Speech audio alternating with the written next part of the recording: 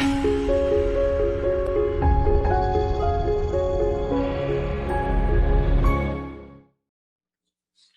so here we go.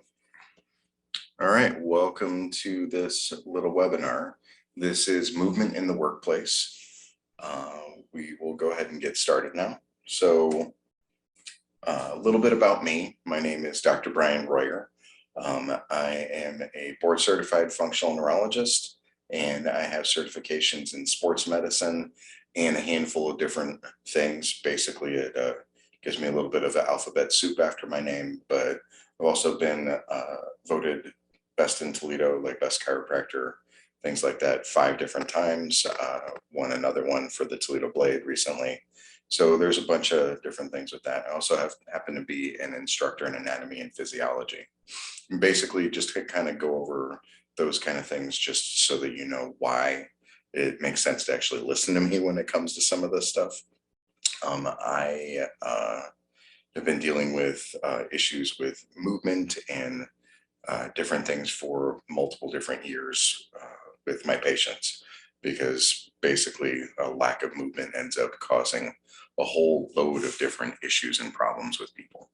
So let's go ahead and get into the meat of the webinar here. So basically, one of the big things, obviously, like we were talking about, like I just mentioned, is sedentary lifestyles. And sedentary lifestyles are to blame for a whole handful of different things. Sedentary behaviors, like basically too much sitting, has been a major contributor to multiple different negative health outcomes in the population. So things that it can increase the risk for include certain types of cancers, increased problems with anxiety and depression. There's obviously certain cardiovascular diseases which can be problematic. A higher rate of being overweight or obesity, high blood pressure, and then even elevated cholesterol levels. So all of those things have the tendency to be a little bit increased when you have a sedentary lifestyle. The World Health Organization reports somewhere between 60% and 85% of the world's population does not have enough physical activity in general, but then it's also something that should be spread out during the day too, and not just like a weekend warrior doing a lot of work on the weekends and then sitting all day long. So the thing to kind of think of is that this lack of physical activity, it ends up being the 4th leading risk factor for mortality worldwide. So certain things that to give you more of an idea, 6% of coronary are like 6% of coronary heart disease cases are related to having a sedentary lifestyle. About 7% of people who have type 2 diabetes is related to the sedentary lifestyle.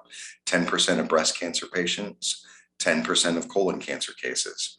So sedentary lifestyle is linked to a whole bunch of different things. And some consider the physical inactivity or that sedentary lifestyle is now more responsible for, it's responsible for more annual deaths than what smoking is. Because again, people don't smoke nearly as much as what they do. Like, people don't smoke as much now as what they used to, but it ends up being like obviously a huge issue still. But it's more of an issue with the fact that people don't get up and they don't move around on a regular basis. So when it comes to movement, like how much is too much or how much is not enough, basically, when you think about it, like if you talk about like the hours of the day, like 24 hours a day, think about 8 hours should be basically sleeping. A lot of people will think about like 8 hours is going to end up being work, and then you get 8 hours of leisure time, right? So that's the typical kind of thing that we talk about, like in general. When it comes to sitting, we have the tendency to sit more than we sleep, which makes sense because a lot of us are going to sit when we're driving from one place to another. It makes sense that we are going to sit at work. We're going to sit when we're at home. So all of those different things add up, and we have the tendency to be sedentary throughout the day. So research tells us that exercise can't compensate for too much sitting. So what that means is that you can't basically make up for the the amount of sitting that you're doing by doing a bunch of exercise. So we're supposed to do about 150 minutes of moderate to vigorous activity per week, right? So you add that up again, you talk about like, again, 30 minutes a day for 5 days a week, you should be doing moderate to vigorous type of activity. Again, even if you're doing that, you still could be at a risk due to the negative impacts of sitting because you're sitting all day long. So sitting disease has been coined by the scientific community and the medical community and referred to the ill effects that we have of these overly sedentary lifestyles. So again, we sit when we drive, we sit when we eat, we sit when we watch TV, we sit at work. Again, that's a whole lot of sitting that we have to overcome. So besides, like basically, when it comes to what led us here, again, the main contributory factor ends up being sedentary lifestyles. But the main thing that kind of gets there is, again, you see the remote control in our hand. So it's different things that have to do with technology, basically. So transportation, again, driving from one place to another, having a desk job where you don't necessarily have to like stand up or go and make things and stuff. Like you can actually like just sit in one location and work on a computer. And then obviously seated activities like watching TV, going on the internet, playing video games, different stuff like that, all have the tendency to increase the amount of sedentary time that we have. Okay. So there's a whole bunch more sedentary jobs now compared to like, let's say 1950, right? So if you talk about 1950, that the average, the number of sedentary jobs has increased by about 83%, while jobs that have physical activity only account for about 25% of the job industry. You don't have to be physically fit to do most jobs. And again, the fact that you can sit for many of them means that the population is obviously decreasing in strength and a whole bunch of other things. So prolonged sitting at a poorly designed workstation, it is something that can contribute to a multitude of different musculoskeletal disorders, in carpal tunnel syndrome, low back pain, neck problems, text neck, things like that, and even tendonitis that you can get in certain areas. So, and besides that, again, it might not necessarily, like that might not necessarily scare you, but that sitting for long hours, that can reduce blood flow. You can irritate the nerves that you have in your neck or in your low back. You can cause microtrauma to muscle groups and have repetitive stress injuries just from sitting for too much. And again, the average person spends about 8 or more hours while at work. And again, for the most part, like that is a whole lot of sitting. But then the person's going to go home. They're going to sit when they eat dinner. They're going to sit when they're going to watch a couple hours of TV at night. That's the average type of person and what's going on. So again, this ends up being a bit of an issue.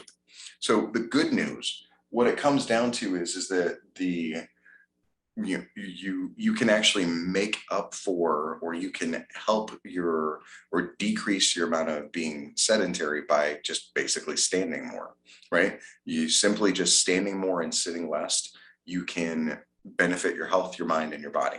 So for health, again, standing more can lower the risk of issues ranging from cancer to early mortality, like we talked about before. When it comes to mind, standing can increase your energy, lower your stress, and it can improve your mood. And from the standpoint of your body, again, standing can help you give your metabolism a little bit of a boost, maybe burn a little bit of fat, tone some of your muscles, and reduce some of your minor aches. So those are a handful of different things that you can do in order to help yourself feel better and get better. So when it comes to the health benefits of actually like standing for a few minutes each hour, that has multiple different health benefits. So, again, if you adjust your desk, or you find different like times during the day that you can stand up and work for maybe 10 minutes every hour. So some of the benefits would include improved bone health. Regular movement is going to basically help to maintain the strength in the bones. Regular movement also can help to produce natural antioxidants in order to help to kind of combat cancer-causing free radicals. Cancers that can be affected again are colon cancer, breast cancer, endometrial cancer are all things that can be affected with this movement and antioxidants. Lowering the risk of cardiovascular disease and death due to heart attack. a reduced risk of early mortality, and breaking up the sitting time can aid those insulin levels and basically making so that you can help to reduce your risk of getting diabetes. The other thing is that sitting has the tendency to increase your bad cholesterol. So standing can reduce your bad cholesterol, and it can also increase your good cholesterol. So reducing bad cholesterol, that'd be reducing LDLs, and then increasing your HDLs would be things that can improve your cholesterol. And then again, later on, that could relate to improving your blood pressure. Okay. When it comes to your mind, again, increased standing throughout the day, like the time spent standing throughout the day, has the tendency to improve your mental abilities. So some of the benefits, again, would be increased oxygen and nutrient delivery to the brain. So again, making your brain work a little bit better. That's not a bad thing. Standing helps to promote greater mental awareness. Again, it's stimulating to the brain to be standing. You have to actually like balance and all the other stuff. It's easier to sit, obviously. So you have greater mental awareness.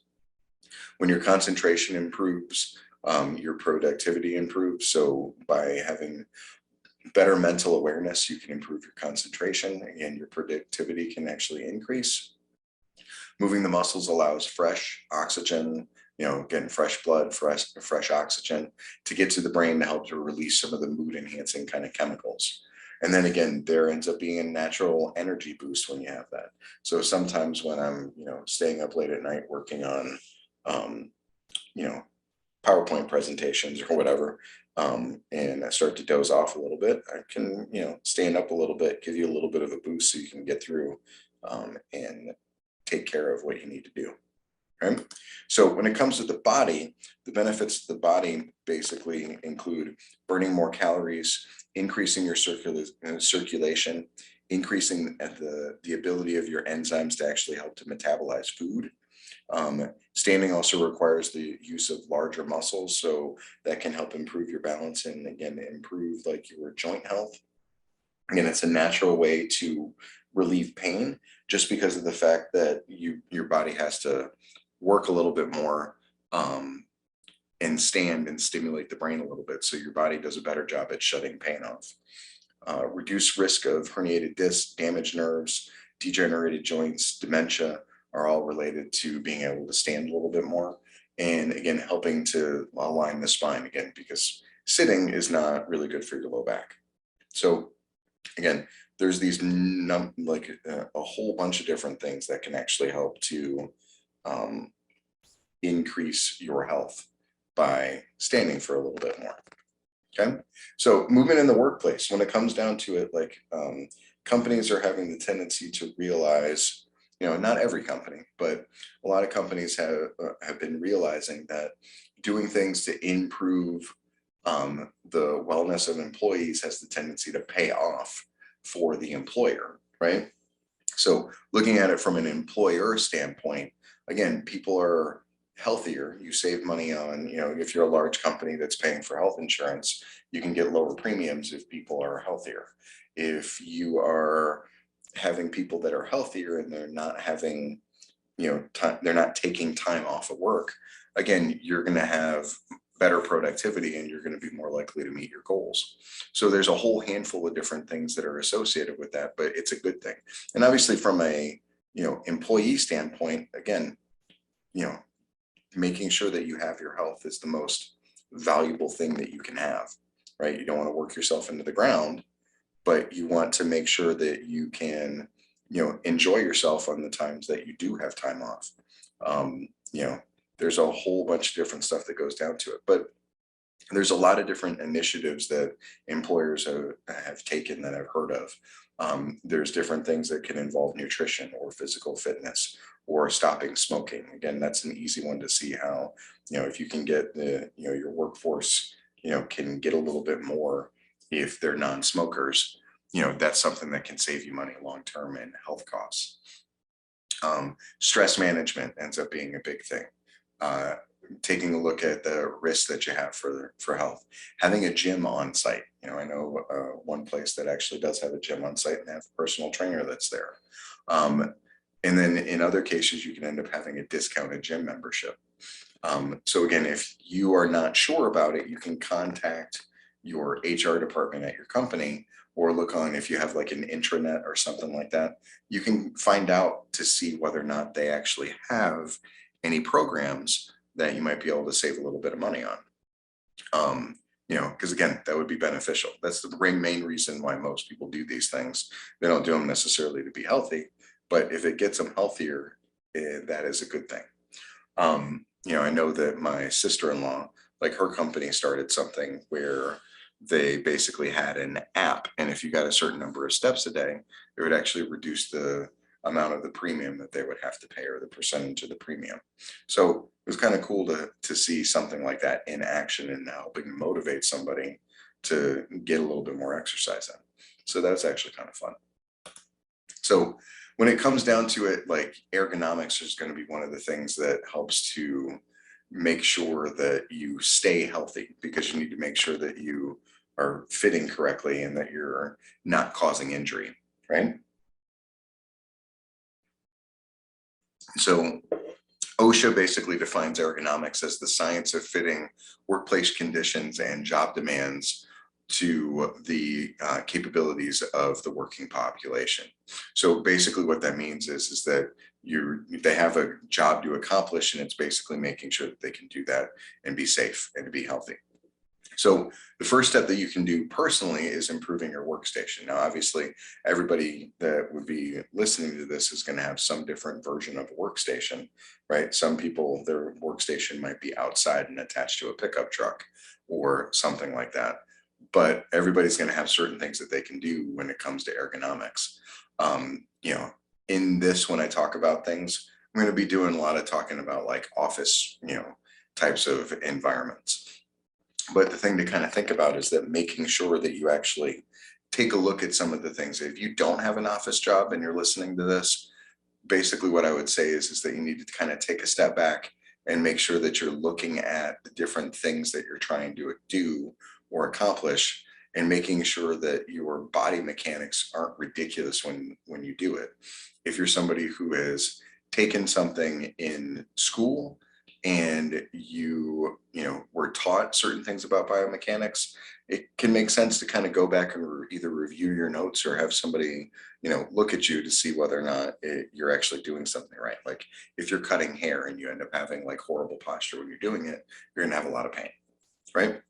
So but when it comes to workstations that are like in an office, one of the things that we'll talk about is that you can sometimes, and this can, even in some factory situations too, depending on your job, but improving your workstation is going to be one of the best things for you to do in order to make sure that you stay safe. Again, a lot of companies can offer ergonomics assistance, and you can actually find out with your HR department if there's something like that would be available to make sure that you're moving as well as you can. So to improve a workstation on your own, there's a couple of different things that you can do to make it work a little bit better. So you begin by adjusting the monitor to be centered directly in front of you and above your keyboard. You want the monitor to be within 2 to 3 inches above your seated eye level. So again, you don't want it to be too low because you're going to have to look down, and you don't want it to be too high. In some cases, it might actually be easier to adjust your chair height rather than the monitor, depending on what the situation is. So when you're sitting, you want to push your hips all the way back. So in the picture that's shown here, the woman has her low back is all the way up against the back of the chair. And again, that just helps you sit deep into the chair and make sure that things are working well.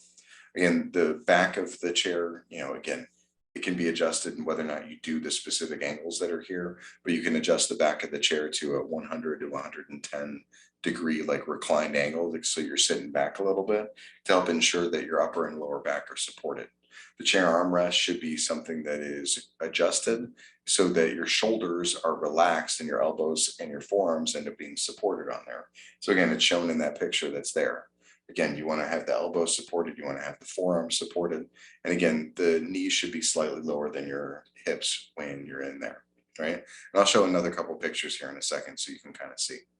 So when it comes to ergonomics, the other thing is that sometimes the monitor does not necessarily like adjust. So do what you can in order to adjust the components of the computer. Sometimes you can have things that you can put up underneath the computer to raise it up.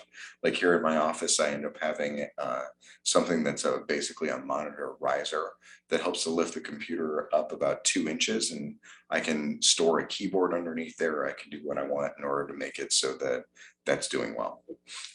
Again, keyboard height can be adjusted so that your shoulders are relaxed. Again, some keyboards can be equipped, they can be tilted. And again, the tilted kind of a keyboard can maybe help to keep the wrists in a better alignment. And again, the mouse should be as close as possible to the keyboard. You don't want to keep reaching like far away in order to try to get it. So here's an example of a couple of things about making sure that you have like with a height adjustable table to go standing up and something that can shift, right? Again, notice that all of them have the height ends up being at, excuse me, while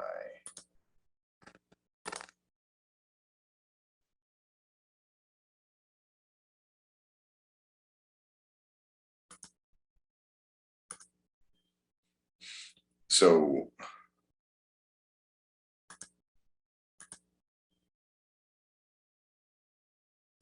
there we go. This is what I was looking for. So when you end up having the laser pointer that's here, again, you notice that in this situation that each of the different people are about 18 to 24 inches away from the monitor in each of those different situations. Obviously, you want to have the height a little bit lower. This would be kind of like a standing stool type of a thing to kind of take a little bit of pressure off. So again, notice that the elbows are around 100 degrees for each of the different versions of it, okay? If you look at it from a different standpoint, again, this is, you have multiple different issues that are going on in here. So you have problems with your neck, problems with your shoulder, problems with your low back. You can end up having problems with your wrist, all from having bad posture. Again, you want to make sure that the monitor is lined up, regardless of whether or not you are standing or sitting. You want to have that monitor a couple inches below. You want to be looking down a little bit. Again, your arms should be relaxed. Again, if you are sitting, you should have something that is supporting your elbows. And again, you want your thighs about parallel to the floor, and then your feet wherever it is that they need to go, right? So when at this point in here, what I'll do is I'm not going to take a very long time, but especially if you're on YouTube, again, we're like 25 minutes or so into maybe a little bit less. We're a little bit into our presentation here, so why don't you go ahead and stand up? Stand up. If you're sitting there, maybe not if you're on a plane or something like that, listening to this. Like using your Wi-Fi to listen to me. I'm sure that that's something that you're doing, but basically, like, if you can stand up, move around. But the idea is that you want to kind of move and kind of like move everything and do like a general body stretch. So you can stretch your legs out, rotate your ankles, try to stand nice and tall. You want to take your head and kind of stretch it up. So like the crown of your head, not the front, but like the top, like where, like my bald spot would be. Granted, it's my whole head now, but you want to take that and you want to stretch that up to the ceiling and lift up. You can look to your left and stretch out a little bit, look to your right and stretch out a little bit. You lower your left ear to your left shoulder, and kind of bend over like you're going to touch your ear to your shoulder, and then you go the other way. Try to touch your right ear to your right shoulder. And basically, you can shrug your shoulders, roll them back and forth a couple of times, and then basically take a deep breath. And again, that's basically all that you would need to do for a typical break, right? So I won't make everybody go through that like in real time. So if you're doing this, go ahead and pause it and go through each of those different things, or rewind it a little bit so that you can actually like see the instructions there. So standing workstations, I've shown a couple of different things that includes the standing workstations. But sitting, again, it's been coined the new smoking due to all the different types of negative health benefits. But when you take breaks, and if you stand up for 5-10 minutes at a time, it helps to basically mitigate those health concerns. So by taking breaks, you can end up having a lower waist circumference, a lower body mass index, a lower triglyceride level, lower blood glucose levels, and a mix of different musculoskeletal disorders. So there's a multitude of things that can be associated with that. So workstation ergonomics can help to reduce injury, and getting up and moving around ends up being one of the keys that you end up having to getting better health. Okay, so standing workstations, basically they have gained popularity recently. Again, and the general idea of helping to alternate between 30 to 60 minutes. So stand for 30 minutes and then sit for 30 minutes, or stand for 60 minutes and then sit for 60 minutes. And again, standing is basically better than merely sitting or standing all day. So if like the idea is, and I'm raising my table here, so it's been a little while, so I need to stand up. So basically the idea of being able to alternate your body position and to stand for multiple, for a period of time and then sit for a period of time is definitely something that can be beneficial to somebody. Got my chair, moving it out of the way. So we're kind of going from there. So again, stretching ends up being something that can be very beneficial as well. So you want to take those frequent types of stretch breaks. Again, you can do that throughout the day. The stretches, you can, you don't need to do like a whole bunch of stretches and really hold them for a super, super long time, but getting up and getting moving is beneficial. So again, you want to focus those stretches on the problem areas. So again, if you have like neck pain, try to do stretches for your neck. If you have low back pain, try to do stretches for your low back. But disrupting the time that you spend seated is very beneficial, as we've already talked about with all of this. So some of the strategies that you can take is that you can try to bend each of your different finger joints. So squeeze them into a fist, straighten them out, do each individual one, do like the distal one on your pinky, and then try to do the second one if you can, or just do each individual finger at a time. You can interlace your fingers together, turn your palms outward so like your palms are facing away from you, and then raise your palms up overhead. And that's a good stretch to do. You can interlace your fingers and then reach back while squeezing your shoulder blades together with shoulder shrugs, right? So raise them overhead, reach backwards, and then squeeze those shoulder blades together. And then again, you can drop that and then take your right ear and bring it down towards your right shoulder and your left ear towards your left shoulder. So there's a handful of different stretches that you can do. So the benefit of the movement breaks is, again, increasing the amount of movement that you're doing.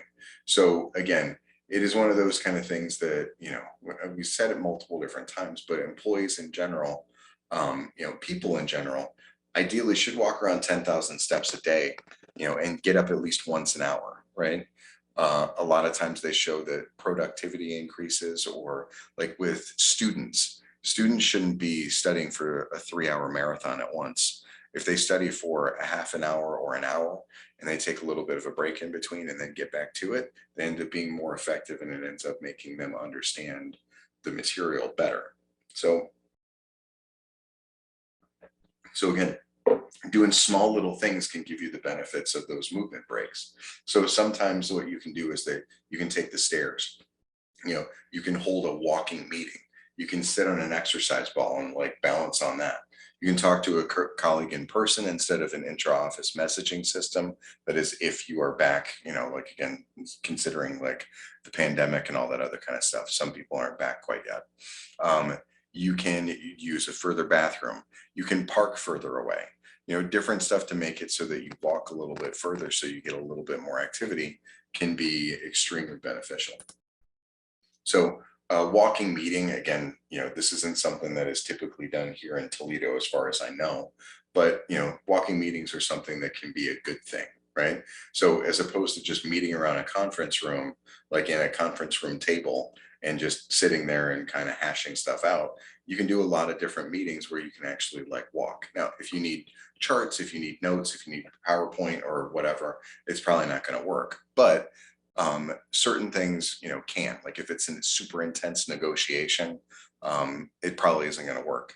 But if you're going to be talking about different possible decisions or trying to problem solve, they can actually be more beneficial because of the idea of stimulating the brain and stimulating the body while you're actually going for the walk. And that can actually get you some different types of results or different types of ideas that you might not necessarily get just because of the fact that you are actually like moving. So another thing that you can do is that you can do a walk and talk in the office. Again, this would be something that you can get out and get moving.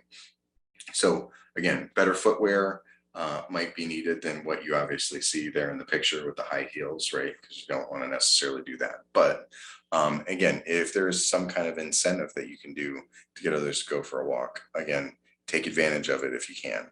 Plan ahead. You don't want to spring a walk on people that don't know that it's going to happen. So you don't want people really walking around in flip-flops or, like I said, high heels. That might not necessarily work well. You want to try to keep it small and not have a lot of, you don't want to necessarily have like a huge amount of people that are actually going to that. And again, when you're outside doing that, enjoy the fresh air. So again, if you have difficulty convincing others, you can always remind them that the benefits of walking meetings include having, being able to multitask. So you're getting in physical activity, and again, you're still being productive with the work tasks. The walking can be energizing. It can stimulate ideas. You can end up getting fresh air that way. You can get outdoors more, and that might inspire a little bit of creativity. And again, people that are walking side by side, it helps with the idea of leadership, as opposed to being the boss who's yelling at people and telling them what to do. In my opinion, part of being a good leader is trying to take charge and be the first one in trying to lead the way, as opposed to yelling at people what to do from behind them, right? So walking side by side helps to remove that kind of sense of hierarchy, and it makes it so that it seems as though that everybody's on more equal footing, which might mean that somebody who might be less likely to say something might be more likely to actually speak up. And then again, physical activity and physical exercise promotes physical and mental well-being. It just is helpful for people to move. Okay. Something else that you can do is office yoga. And this is one of those kind of things that's kind of cool. I would say that when we get done with this, Google it, Google office yoga, and see what kind of stuff that you see, right? So just in general, when you sit too long, again, that can help to cause tension in the body. You can strain different aspects of the lumbar spine. You can overstretch the back. And again, you can have issues with shortening the muscles in the chest and in the hips. And again, over time, you can end up having problems with the neck, shoulder, low back pain, different stuff like that. So if you take a few minutes every day in order to help to stretch with yoga, you can help to get things back into alignment. So there's certain things that you have that would be exercises that you could do. So an easy one would be the seated crescent moon pose, which is kind of the one that I described before. With the inverting the hands and like doing that. So if you clasp your hands together, actually don't invert them, but if you just clasp your hands together and then you take them and you pick them up and raise them up over top, over your head, and then you just kind of lift up and then you lean to the right so that you're stretching, and then you do it for 3 different breaths. That's something that can help to loosen you up. And then after 3 breaths, then you would move to the left, and you lean to the right for 3 breaths, and then you're going to lean to the left for 3 breaths. Okay. Another one that you can do is basically what's shown there in the picture. So that's the chair pigeon pose. While you're seated with both feet flat on the floor, you would basically cross your left ankle over your right knee at a 90-degree angle. You keep your foot flexed to protect your knee, and then you gently apply pressure down to the knee of the left leg. So you can bend forward how she's bringing her chest more towards her upper back, and that's something that can be an extremely effective stretch for your low back and for like the hip. Okay, so you sit there, you hold that position, hold it for maybe 5 deep breaths, and then you can switch legs. Oh, sorry. So when it comes down to the next one would be doing a cat-cow stretch within a chair as well. So again, This is basically just the cat and cow is just basically arching your back like a cat that's all mad. And then a cow is like sagging the belly down. So this would be the same thing, except for it would be doing it seated, with the exception, you're not suspending it between your arms that are supporting you and your legs that are supporting you. You are sitting up in order to go through and do the cat cow stretch. So again, as you inhale, you push your chest forward, you lift it up towards the ceiling, you pull your shoulder blades back and down, and you allow your head to move back and to line up with your hips.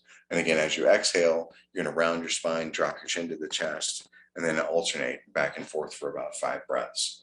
And another one that's there that's a possibility is called the chair eagle, which is basically intertwine your arms by crossing the left over the right and then clasp the hands in together in front of you.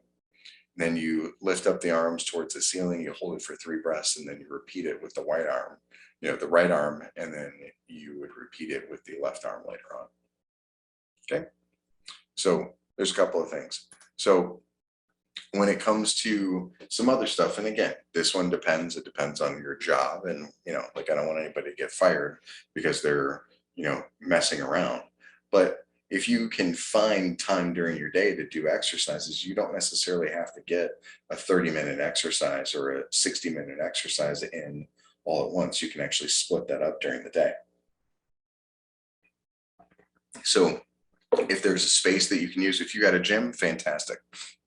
But if you have maybe an unused conference room and you have a little bit of time, like, that you will have time, like, before lunch ends to eat your meal later, but you can do a little bit of a workout first. So there's a couple of apps that you can try that can end up helping with this. And again, you can invite a partner to come with you so that you can do a little bit of it together.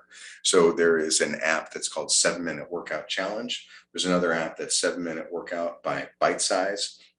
There's a Johnson & Johnson official 7-Minute Workout app. There's the 7-Minute Workout app by Wahoo. There is the 7-Minute Workout Challenge by Fitness Guide Inc. There's Quick Fit by Tiny Hearts Limited. There's FitStar, there's Fitocracy, and there is Body Space. So there's a whole handful of different things that are going to be available on this. So that's just something to kind of like pay attention to. So again, bunch of different apps, a bunch of different things, like there's other suggestions of other stuff that's out there as well. But, again, this is something that can be extremely beneficial. So lunch, some of the stuff that you can do with lunch is that you can, again, most people are going to have a 60-minute lunch break. Sometimes people are going to use all of it. Sometimes you're not. So, and again, instead of just using the time to go and drive and pick up lunch or to deal with the one person who's doing the lunch order, again, try packing lunch, dedicate some of your break to getting moving, because again, if you don't have to leave, you can end up, doing some things in order to make yourself a little bit better. So again, you can organize a group for a lunch break walk. You can dedicate 15 minutes to doing something active during your lunch break. You can maybe join a nearby fitness class, which I understand will be a little bit difficult, but that's something that's a possibility. You could take the stairs to visit a friend if you're going to a different floor, and you can walk laps around your own floor. Again, keeping weights at your desk and doing some like curls, like again, tiny baby curls or like ankle curls, that kind of stuff. Those could be things that are extremely beneficial for somebody. So, and again, try to get somebody, like get a buddy involved and try to work a little bit.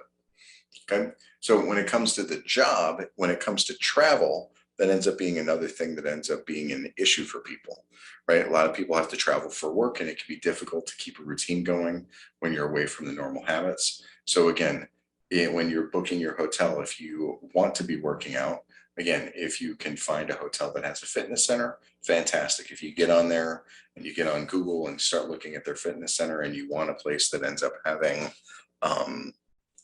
weights and all they have is like equipment, maybe going on Google and looking to see what kind of stuff that they have, would be beneficial if you have specific needs. If you're flying, obviously you don't have as much ability to take something with you. You could always take bands and you could do work in your room if you wanted to. But if you were driving there and you were using kettlebells, you could actually bring that kettlebell and do the workout up in your room, or you could take it to the fitness center to do the workout, right? So, but again, not only do you need to look for a place that might have a fitness center, you want to make sure that you have clothing that you can do, that you can exercise in. right? You don't want to, have like your three-piece suit and try to be exercising with that. That's obviously not going to work. And when it comes to, the airport, airports can be big, you can find your spot. A lot of people will find their spot and they will sit down and plop themselves down there because they're super early. If you're super early, then you can take that time to start walking around a little bit and actually like move as opposed to just sitting. Because again, you're going to sit to wait for the plane. And then after the plane gets there and you go get on it, then you're going to sit and wait for that 2.5, 3 hour flight or whatever it is. Again, a lot more sitting. So you don't need to be sitting while you're waiting for the plane, to board and stuff like that. Go ahead and stand up, get moving, move around a little bit. When you're on the plane, you can stretch, maybe depending on how long the flight is, obviously walking up and down the aisles. Be careful, obviously listen to the steward or the flight attendants and all that other kind of stuff. That would be something that would be beneficial. But starting to stretch, stand up, stretch a little bit in the aisle, get back in your seat, that kind of stuff. Obviously getting up and going to the bathroom and stretching would be beneficial. When you get to where you're going, you can also walk to restaurants instead of driving to them. If you're staying in a city, obviously that makes it a little bit easier just because you might be less likely to even have a car. But again, and use the stairs when you can. So just because you're away doesn't mean that your body doesn't need movement, just like, as much as you want to, that the calories don't count when you're, either on vacation or on a work trip, right? So again, try to stick with the principles that you can and try to still get at least, 30 minutes to an hour of exercise every day. Okay. So other things, so basically let's go through and kind of recap this a little bit. So you end up having sedentary lifestyles. Again, those can be linked to a bunch of different conditions. Again, it can be linked to certain types of cancers, anxiety, depression, cardiovascular diseases, being overweight or obese, having high blood pressure, having elevated cholesterol are all things that can be affected. Standing throughout the day can also improve your health, your body, and your mind. And, again, standing throughout the day is just going to be better for you compared to just sitting, right? So you want to try by looking at ergonomics. Again, the picture that I showed earlier is something that can be beneficial. You also want to try to, when it comes to ergonomics, you want to try to, you can look online, and if you research or if you Google workplace ergonomics, you can actually like see what the workstation should be like and how you should like have your feet like actually propped up a little bit if you're sitting for a little while, right? On the other hand, again, standing workstations, like how they should be, like the angle of your elbows when you're there. Trying to use walking meetings, doing office yoga, make sure to Google that. And again, optimize that lunch hour. Again, when you guys are doing like the exercises, exercise doesn't absolutely have to get you sweating all over the place, but it can be a good thing. But that's one of the options. But you don't have to be sweating everywhere, right? So that is about it for me. I appreciate you joining me. If you have any questions, I would encourage you to go ahead and leave a comment down below, and we will go from there. All right. Thank you very much and have a good night.